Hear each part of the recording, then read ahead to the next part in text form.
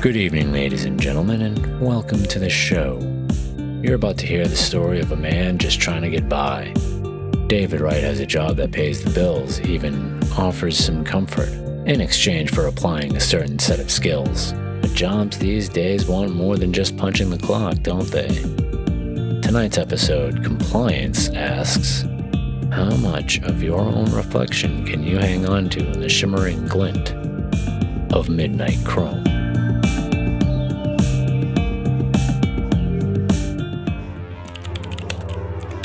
I hit Control-S, then closed the VersaCorp compiler, pulled the microthread from behind my right ear, leaned back in my ergonomic mesh executive rolling chair, and stretched my arms up like goalposts. Fucking finally, I exhaled. I was relieved and a little exasperated. I sat back and started unrolling my shirt sleeves. Ramos leaned around his monitor from the other side of our shared desk. You done? He asked over the low dinning whir of the fifth floor's rack room. The light ring flash around his irises said that he still had his VR overlay running. At a low opacity, you could multitask through the ghosted data flow over your field of vision. Everyone in final product data auditing got a nanolink with ocular meshes installed at onboarding. VR, AR, enhanced synapse flashing, and wireless network access with a closed-eye, open-eye display made playing with data a lot faster and a lot more efficient than without. Done, and done, and done, I said. The MeForm project's performance data audit is done. Finally. File a T138P and buy me lunch. Too bad red badges don't get completion bonuses, huh? Ramos chuckled. He'd been a red badge at Versa since before I got into this business. A lifer. You're telling me. I try not to think of how much more I'd have made this year if I was blue badged, he said. I liked Ramos. He never hit the bar with the Delta team, but still seemed to get it. Yeah, I agreed. Would have made that down payment I just put on an Uptown 1.5 bath less painful. Nah. Ramos shook his finger at me. You would have just gotten a bigger place. He was probably right.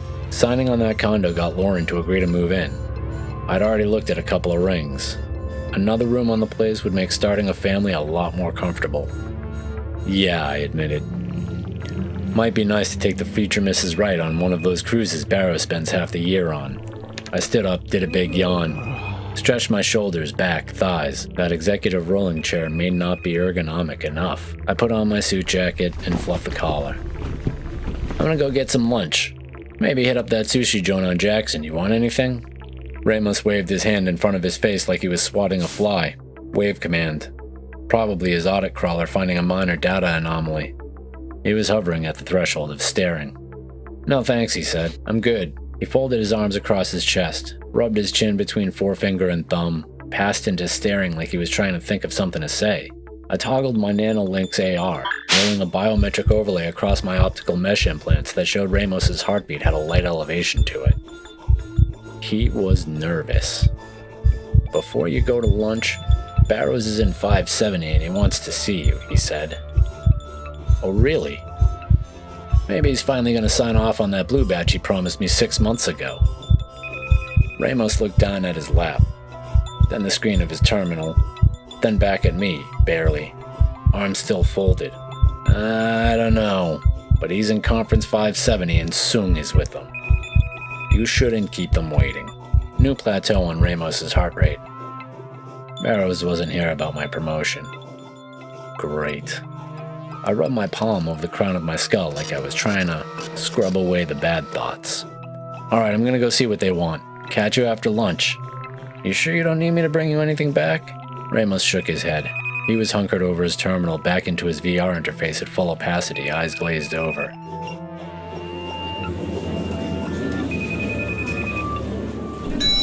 Welcome to VersaCorp. I did a quick once-over in the faux brass plaque on the door jamb of Conference Room 570. Pocket protector, testicles, spectacles. I got everything. Deep breath, turn the door's handle, and step into uncertainty. Rich Barrows and Eric Sung sat at the head of a wood-grain conference table with a black glass insert running up its middle. Their posture was tight and formal, upright. Hands folded on the desk like they'd both been watching the door, waiting for me to open it. I didn't like Barrows. He was a typical no-skill corporate functionary who excelled at saying yes to everything the guy above him demanded, delegating it, taking credit when it worked, and scapegoating when it didn't.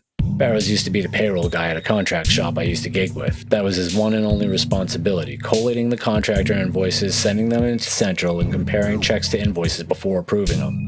He fucked it up a lot, but he was a yes man to the right sales guy. When that sales guy got poached by VersaCorp, he brought his yes man Barrows with him.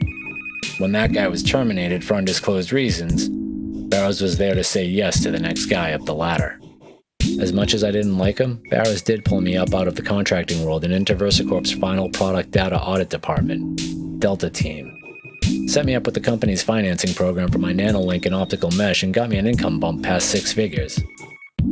I didn't like him, but I tried real hard not to hate him. He was an annoying and incompetent fucker, but that is the norm in corporate management, not the exception. Sung was another story. He was a blue badge lifer. Picked up out of college, put through summer internships, signed on heavy from the start. Still wasn't a bad guy. You'd always feel like maybe you could talk to him, even invite him out to the bar with the rest of the team, but then he let out bullshit corporate jargon about leveraging and metrics and our VersaCorp family. And you remembered, oh right, he's a CA 504. You could never tell whether you were talking to the person or a software hijacked endocrine system making a guess at a person. Rich, Eric, what's going on? I shook their hands and sat down. Good afternoon, Mr. Wright. How's the MeForm project going? Barrows asked. MeForm is done, I answered. My part anyway. Still has to go to final testing, but they're gonna shit their pants when they see 3 GHz drop down to 2. Barrows sucked his teeth at the non-compliant word and looked sidelong at Sung. David. He began with some chastening in his tone. Sung cut him off. 2? Nobody drops 3 to 2 on a recombinating mini processor like MeForms. It's recursive design, Eric. Most of the people who claim they know how to handle it don't. I do. When I got custody, MeForm's recursive design was patchwork. Like there was a whole lot of copy and pasting going on. I gave it a little smudging. I could have dropped a quarter bandwidth with just Control F Enter Delete Enter for a week. A little more with test compiles.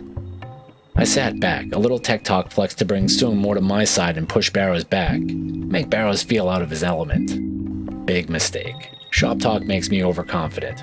Barrows picked up his briefcase from beside his chair and faced it down on the conference table, thumbed the latches and popped it open. Salvo would have gotten you 2.5, I said.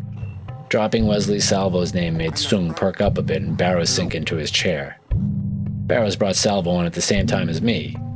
He was another data jockey from the old contract house. One of the best. Way better than me. I disliked Barrows. Salvo fucking hated him. I was surprised when he showed up to the first day of training. I was less surprised when, at the end of Compliance Standards 101, he stood up on his chair, told the other 20 people in the room that Barrows was a hack who'd eventually sell every one of them up the river, and then pissed on the table and walked out. He literally pulled his dick out of his pants, urinated on the tile of the 5th floor rack room, winked at Barrows, and then walked out the door. It was the only time I'd ever seen Salvo in a suit. Barrows was frozen stiff but heated inside with rage. Classic steam coming out of his clenched face expression. He called the cops and filed a report, but what were they gonna do? Extradite him for pissing on the floor? When Salvo crossed the river to go home for the day, he was in another state. There'd always be work for a wild man genius like Salvo, even with Barrows back-channeling an industrial blackballing. He was too good. Salvo may not have taught me everything I knew, but he took me from a C student to a B student. B-plus student. Speaking of Mr. Wesley Salvo, David, Barrows said as he placed a manila folder from his briefcase on the lacquered wood, we'd like to talk to you about your behavior. Behavior? What do you mean about my behavior, Rich? I asked. It isn't up to the firm's compliance standards, he explained. What does that mean? My behavior gets you 3 GHz down to 2 on MeForm. Dave, we've had complaints from team members. Sung was playing good cop. What kind of complaints? Who from? I asked. You know we can't disclose that, Sung refused. So how am I supposed to defend myself if you won't tell me the charges? I asked. You don't. Barrows thumbed through clip sheets of documents in his folder. You're either compliant or you are non-compliant. We have found you non-compliant. It's weird, I said, because my non-compliance cleared Nutrimule manufacturing and CryoStore optimization, and I got CryoStore after Vicky somehow managed to get 12 GHz out of 6. You're on site once a month. What do you know about my behavior, Rich? I do my work, then I do the work of 3 other people on the team who barely know how to power up their terminal and overlay their nanolink. Half the people you skulldug with that little brain bug use it mostly for watching experience streams, on company time. I was getting pissed off. Barrows was getting calmer. This is what we're talking about, Mr. Wright. Insulting your coworkers is not compliant with VersaCorp standards. It isn't an insult, Rich. It's an accurate description. I hated his even and calm tone. I hated that it told me that everything I said wasn't even going in one ear, let alone coming out the other. And I hated that I still thought there was any chance, even the tiniest picofarad, that any corporate wog was ever going to be able to hear reason. They don't care about reason, they care about compliance. Barrows glanced over the top page of his documents. We've decided to terminate your employment, he said without looking up. Go fuck yourself, Barrows, I swore. You hired 15 incompetents to check off boxes and 5 people to carry their weight, and you've had me waiting on a blue badging for 6 months? Now that your numbers aren't what you promised, you need to find scapegoats so you can get out of admitting that you fucked up to the tune of 15 salaries in whatever time it takes me and Ramos to fix their audits, I accused him. It's good that you got that out, Mr. Wright, he retorted. He tried to hide it, but I knew the truth stung. Clipboards always know their clipboards. Soon cut in. You just signed on a condo, didn't you, Dave? He said. His voice was all friendly and comforting. His CA 504 must have kicked into the good shit mode. That's none of your business, I snapped. Your nanolink is, though. Barrows tagged in and then stepped back. We financed that for you, right? Sung asked. You motherfuckers. Now I was pissed. Now I hated Barrows. And Sung. If VersaCorp canceled my nanolink financing, I'd have 30 days to pay off the balance. If I didn't, Chromanet sent out a burn post that bricked it. Then their choppers snatched you up into their chop van, scooped the implant out, put a plate in its place, and left you where they found you with a bottle of pills. On the house. No refill. I'd heard a lot of repos ended up with 30% loss of brain function. Getting fired from a corp that bricks your implant bricks a piece of your brain with it. The blackballing would be one thing. With a burned implant, I'd be lucky to get a job bagging groceries at Luau Jack's. Barrows pushed a stack of papers across the table at me. I might have something you can leverage, Mr. Wright. It was a CA 504 release and consent form. Everything sunk. You cock-sucking motherfucker. The firm is willing to engage in mediation and remediation best practices for the benefit of our VersaCorp family, Dave, he said. All the cards were face up in that manila folder. I'm a red badge, Barrows. I'm not part of the VersaCorp family. He slid a second sheaf of papers next to the first, pen on top. You signed the CA 504, we signed this. The top page read VersaCorp onboarding blue badge in big capital letters across the header. I'd given up on the brass ever keeping their word on it. There's probably still time to get that condo escrow swapped over to something a little nicer, Sung said. A nicer place to start a family, maybe something in a VersaCorp building. I know how you feel, Dave. I had some trouble out of school. Didn't really want to stop partying. CA 504 helped even me out, made compliance a more achievable goal. He tapped the CNR. You won't get the full Versa global citizen experience as a gray market code jockey, Dave. You can't be a rebel forever. Salvo may have given Barrows what for, but he was still living in the slums in a tiny one-bedroom with no retirement account, still dating a different barfly or blank every couple weeks. Word was he got caught making and selling blanks a month ago. Federal jail time or having to go full blank slams the door to the above-ground world. It shuts it and welds it shut. Living gray was no way to live. One foot in the black market, the other trying to go legit, always ends up pushing you off the cliff into the former, locking you out of the latter. Locking you off the ladder. I should have done like Salvo did. I should have gotten up, pulled my dick out and pissed on the table, their CA 504 consent release forms, and their promotion. I caught Lauren looking at cruise bookings just this morning. I signed the forms, right on the dotted line. Every page that had one. Then I thumbed the biometric signature display that popped up on the conference table's smart glass. When I finished, I slid them back to Barrows. He swept all the papers into his folder and his folders back into his briefcase, clapped it shut and locked. Why don't you take the rest of the day off, Mr. Wright? We'll see you in the morning and get your adjustment installed. I'll make the appointment for you. He already had the appointments made. I nodded, didn't say anything, stood up and put my jacket on. Sung and Barrows put their hands out and I shook them like a good boy. Didn't say anything. Stood up and put my jacket back on. Sung and Barrows put their hands out and I shook them in turn.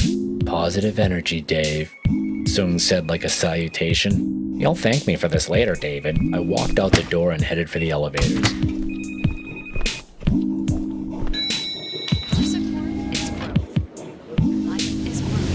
On the street, everything felt surreal. Walking was like wading through water, like a cough syrup dream. I couldn't decide if I felt like I'd just won or lost a fight.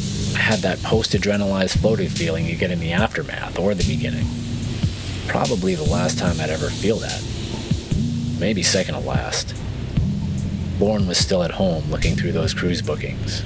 I took a heavy pull on my nicotine vape and hailed a cab. Where to, buddy? It cost about $100 to get home from the Newport campus, but I could afford it. Now, would have killed for a real smoke, but you know how hard those are to come by these days. It hit me when the car turned on to 36th.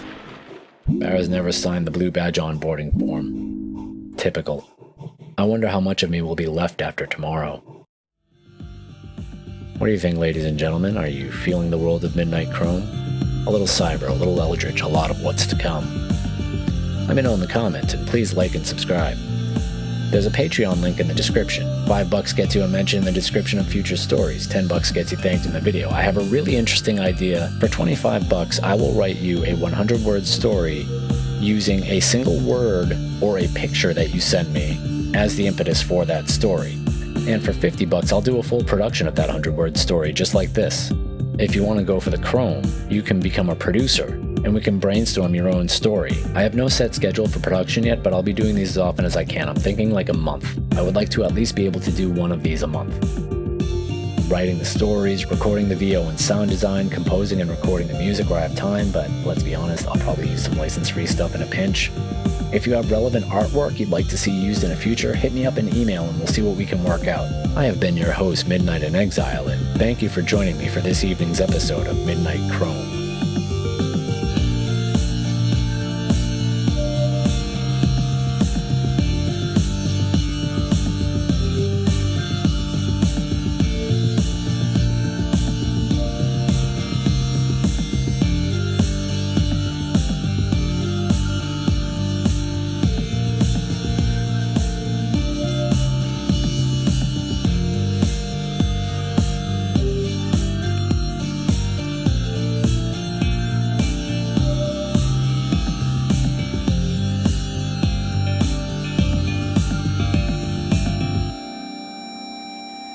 Él es Medianoche Chrome.